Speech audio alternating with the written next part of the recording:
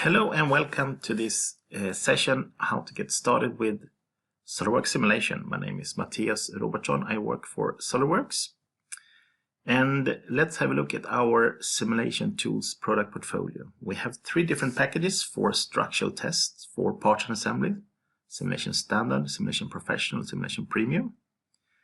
We have an area for simulation for injection molding called Plastics, where you can check mold defects, make sure you have a good plastic part for injection molding.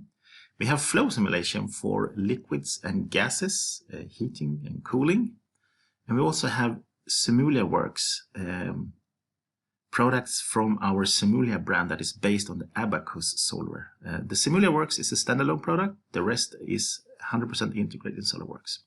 And today we want to talk about how to get started. So I will focus on the stress area on parts and assembly that is included in Simulation Standard. Now, if you want to have a look a little bit what is included in Simulation Standard, I want to play you a short video to show what it contains. So basically it is structural tests, it is rigid body motion and lifetime checks with fatigue. But let's have a look at the video to show more details what we can do here and what we will cover. So SOLIDWORKS Simulation Standard is our entry package to simulation to check stress levels, to understand where we have high stresses, low stresses, understand deformation, how stiff a product is, document factor of safety, and also understand contacts, see how parts and assemblies interact with each other. Fatigue, lifetime checks. We can also do rigid body motion, contacts, friction, and understand the forces being generated when we have parts moving. So if you're working with motors or cylinders, you can understand the forces or the power that is needed to accomplish your specification. You can also combine motion with Animator to create realistic movements. And here we have a cable that is swinging back and forward. And also to explore results, understand the performance of your parts and assemblies. And all this is 100% integrated in the SOLIDWORKS user interface. So just use tools and in, you're ready to go. And the user interface is really easy to use. Quite clear what you're doing here. And we'll go through a little bit how it's working today. To get a fast result, you work directly on your solid models, and you get an instant understanding of how it's behaving here. So there's a lot of tools for a mechanical engineer to use to create better products. So we will cover in this session how to get started with all this. It is not that complicated, and I want to demyth about the simulation. So let's start about the theory behind this. What's the thought and what's the theory behind this? Well, we can get started with the stress-strain curve. If we take a metal bar and put forces on each side here and try to break it, we end up with a curve, a stress-strain curve. And this curve is linear in the beginning, and then it starts to deflect and deform. And what's happening here is that we are coming to a yield point, a yield strength. And then we have the ultimate tensile strength, and then we have the failure strength. And what we're dealing with here is the linear area, the linear stress, and this is what we call a linear static simulation. And this is what's included in SOLIDWORKS Simulation Standard. If we're passing the yield strength, then we need to move to a non-linear simulation, and that we can do with Simulation Premium. And we can also use SOLIDWORKS products, and that really takes us all the way up to the breaking point, to failure, and have a really good description of the material behavior in the SOLIDWORKS product. But we will focus on the Simulation Standard and talk about the linear stress. We often get the question, how accurate is really this SOLIDWORKS simulation tools? Well, I want to refer to a report that was published in a French organization called AFNOR. And this report shows that we have 1% of the ideal solution. This report, you can download it from our web page. and it contains 101 examples how to show the theory, how to show the solver how accurate it is. So it is within 1% when it's set up correctly here, just to make sure it works okay. So let's consider something here when we talk about the linear stress and what we need to think about when we're working with simulation, because we need to keep the result under the yield strength, because then we are sure that the results are correct.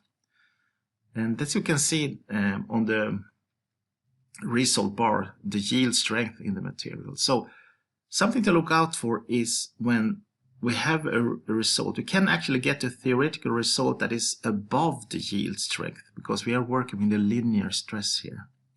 And if we have a result that is above the yield strength, you will see that in the result here on the material that we have passed the yield strength point. And this is a big red flag, because now we are pretty sure that the results are not correct.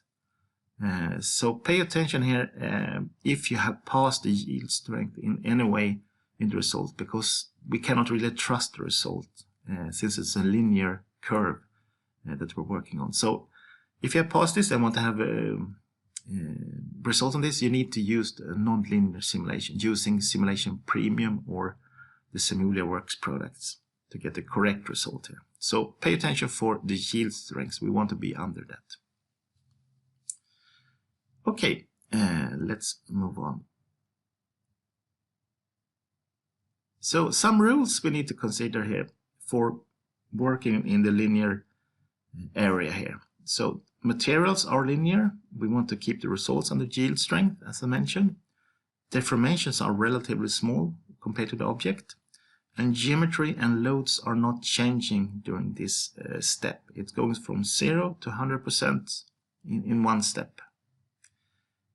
So if we can accept this, then we are okay to work with linear static simulation. So how to use it? What is needed to do a simulation? Well, we can do it in 4 steps. First, we need to set the material. We often use the SOLIDWORKS material. Then we put the load, and we need to restrain it, otherwise it will fly around here in the space. So that we put some restraints. This is what we call the boundary conditions. Then we mesh the part, make a mathematical representation of the geometry. And we'll talk about that more in a moment. And then we run it and get the results directly on the model using the mesh. And these are the 4 steps we need. So this is how it looks, very, very simple.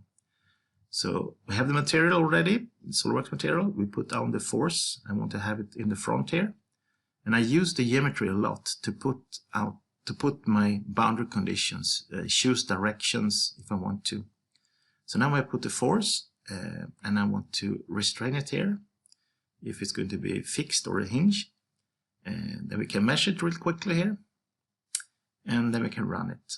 And these are the 4 steps that is needed to run a simulation. It is quite simple to do, and then we can look at the results. But we will go through all this in more details now, all the steps, and see a little bit more what we can do to get a result. So let's start to talking about a mesh. What is a mesh? Well, I said that there was a mathematical representation of the model, and that is something we need to do to capture the geometry in a good way, and from that we get the result. So the technique is to capture the geometry in a good way, and the way that the mesh is built up is it looks like small triangles here on the graphics, and these triangles are what we call the elements. They are 3D dimensional in this case, and these elements are built up with nodes. These are the endpoints, and the nodes are connecting to other elements.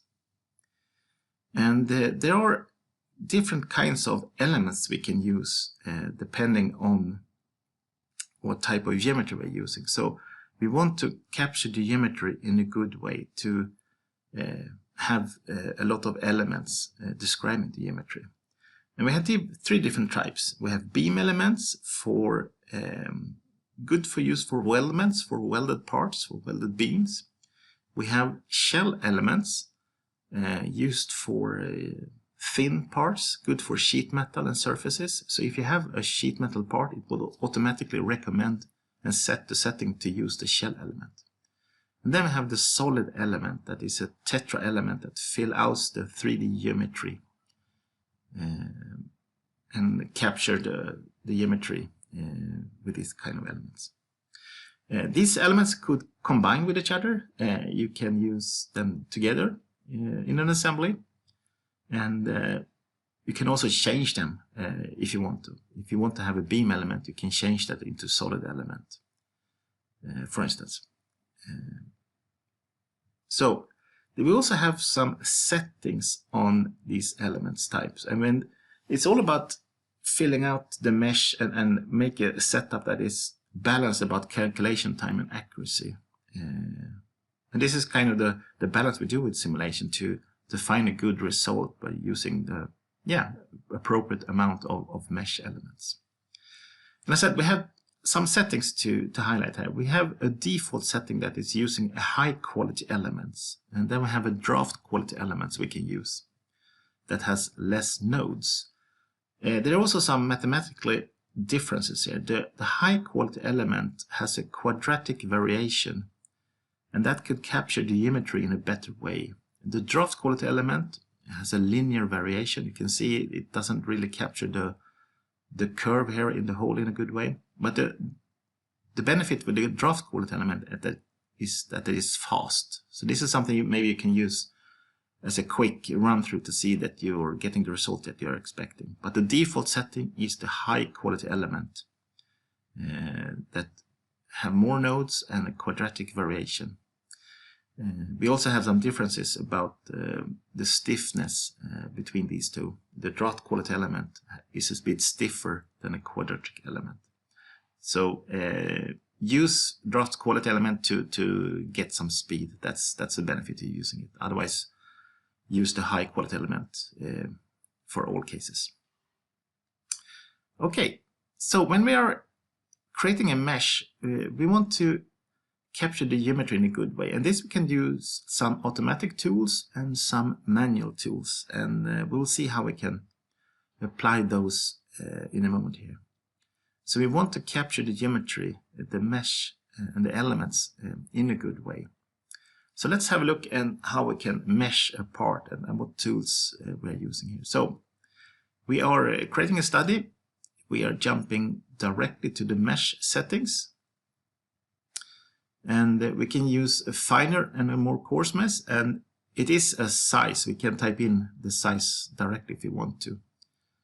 And it looks at the geometry to suggest a size. We also have 3 different algorithms for the mesh creation. So let's use the standard one here.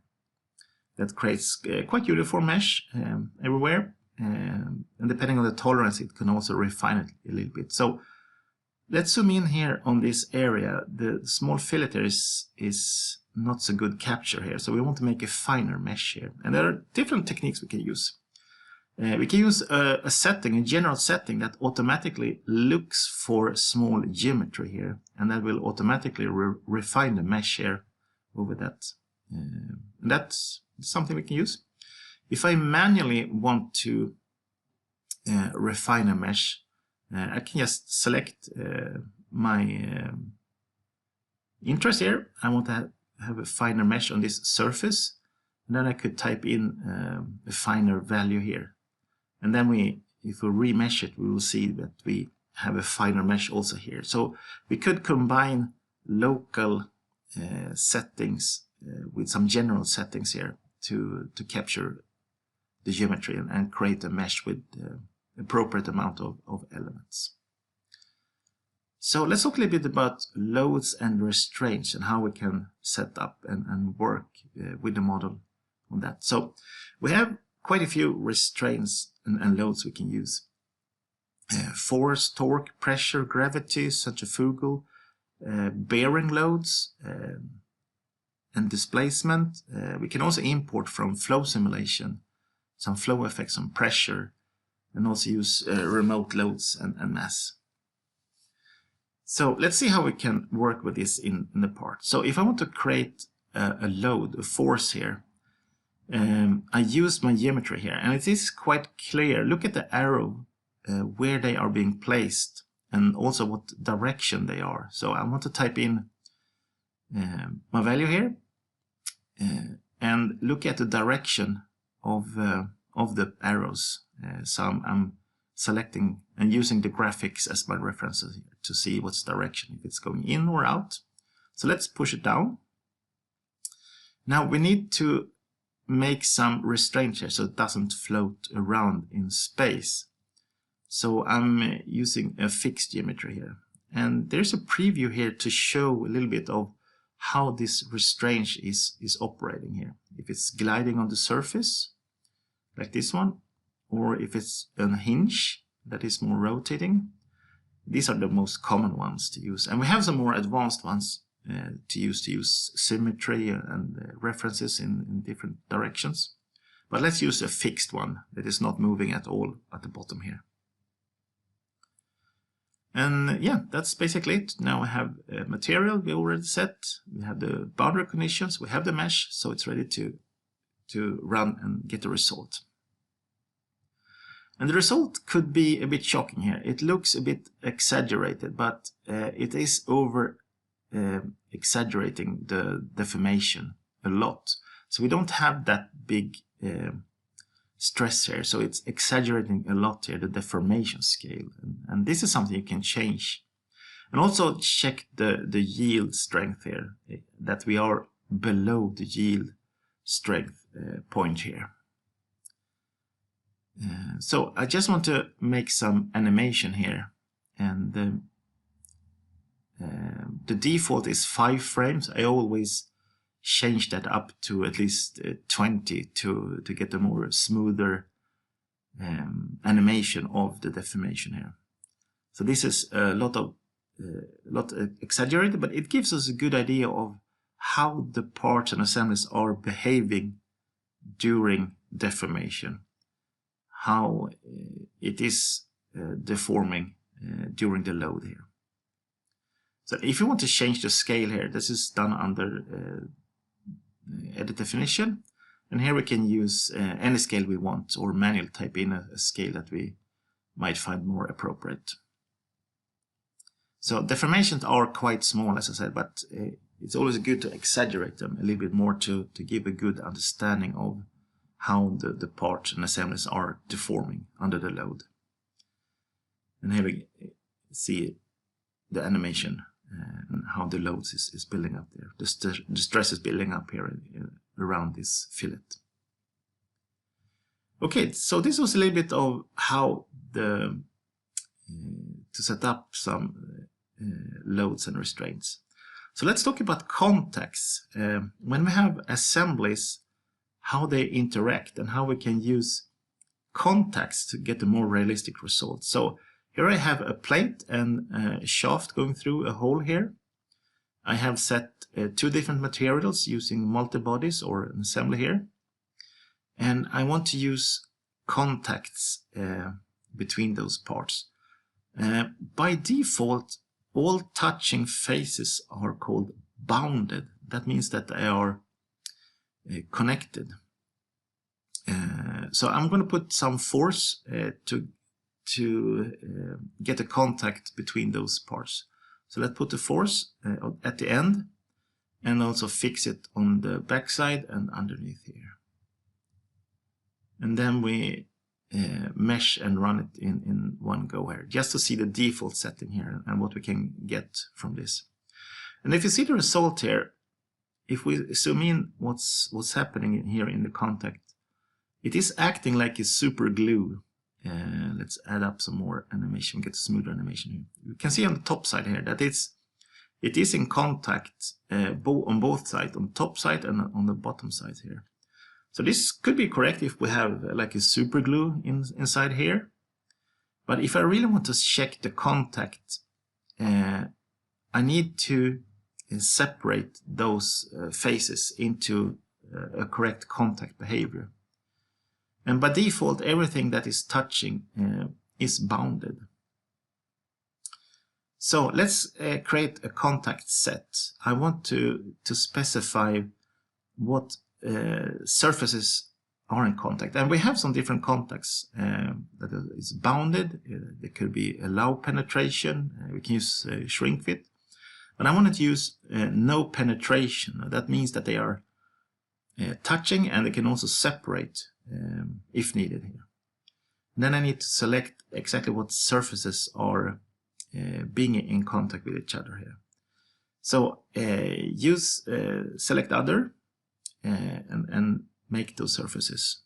Now, a simpler way than selecting what I did here is just to look for touching faces. Just select the components, and then it will automatically recognize the touching faces. So this is a much faster way to identify a contact and say that this is a no penetration contact.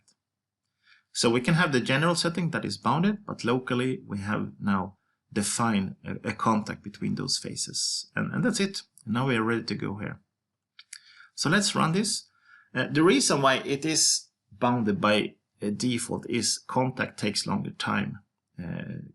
Everything could be in contact, but we need to specify this and get a good performance in the part. So now we can see here that all the energy is being here on the bottom side here. We have all the stresses going down here on the contact force here.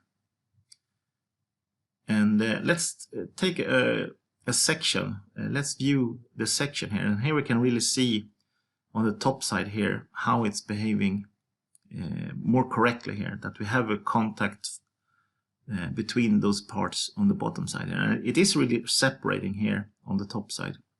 Also, the graphics is exaggerating about 40 times, but it gives us a good idea to visualize the contact on the bottom part, and it's being separated on the top side here. So use contacts to get a more realistic result on how parts are interacting with each other, and using this contact setting to get a realistic result here. Okay, let's talk about connections. We also have some other tools to connect parts and assemblies with each other. So we have connections for springs, pins, bolts, bearings, and welds. And if you have toolbox parts, you can those will automatically be transferred into bolt connections. So with bolt connections, we can check that the bolts are correctly sized so that they are not overloaded, and we can get some special reports. And here we have some checks there that shows that there are some bolts that are overloaded in this case. Right, let's have a look a little bit more what we can use with the results. We have seen some results already, but I want to show you some other good tools that I think it's important to use. One of my favorite plots is called an ISO section here. And here we can go through and see the high stress area in the part and go through that as a slider. And we can also see it from the other direction, go from the low stress areas up to the high stress area. So this is a really good tool to isolate and view the high stress areas in the part. And you can create as many plots as you like and use different settings for each plot. So use a section, the ISO view, and so on. And here we also see the deformation. You can change the scale, units, anything you like here to get a good plot of your results. Use it for documentation. So if you want to have some more accuracy here, more numbers in the units. And also a factor of safety. Looking at the material, what is the factor of safety of your design here? And use it for a plot, use it for documentation, and you have a good result here. Now you can also extract information where you find it interested. So if I want to extract and see the contact force here or the stress areas. Let's hide this shaft. Just use hide components, and those will also be hidden in the plot result here. So I can use a probe setting to extract information on certain points where I find it interested to get values from that, and use a plot. So you can see a curve being shaped here. Or if you want to use an edge or any geometry, you can get a lot of points more automatically to get a nice curve of the forces or stresses in this area. Use it for documentation and so on. So there's quite a lot of information to extract the result. Another good plot I want to show is called a design insight plot. So you remember this ICView setting here. So if I want to remove some areas, looking at some low stress result here, I want to use this as a guideline to remove material, because this is very, very little stress here. And I can use a plot called design insight plot that keeps a display state of the low stress areas in a part here. So I want to keep this plot, and now I can see some results kind of transparent of my part here, and I can use this as a guideline to remove material. So manually I take a decision here that I want to reduce this transparent part because we have so little stress here. It's not really using the material here in a good way. So I'm manually cutting away this low stress area from the part. So use the result as a guideline, and then just rerun the model and could continue to work with it. So all the plots are being saved here when you continue to work. So use a lot of design iteration, use a lot of tests to verify and optimize your part. And this is how we can do it manually. We have other tools in other packages like topology optimization that make this automatically, but this is the manual way. So I hope you have found this interesting so far, and I would like to invite you to a Simulation Get Started kit. This is a kit that contains a 3-month term simulation standard license. This license is standalone, it's not a floating license. And you get 5 Get Started videos about theory, mesh, context connections, results, and rigid body motion. And these videos are more extended. These are about 30 minutes long each, and you can get all this package from your local reseller. So contact your local reseller for more price information. I think you will be surprised how little investment there is in this.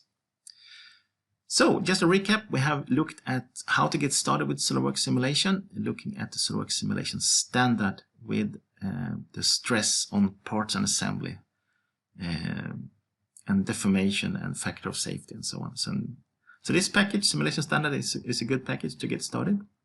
And I just want to summarize what we have seen so far. So it is a good tool. It is an easy to use tool for engineers. It is 100% integrated in SOLIDWORKS. Use it to reduce errors, reduce cost, increase performance of your parts, increase the quality, and overall it helps you make better products. So thank you for joining. Bye bye.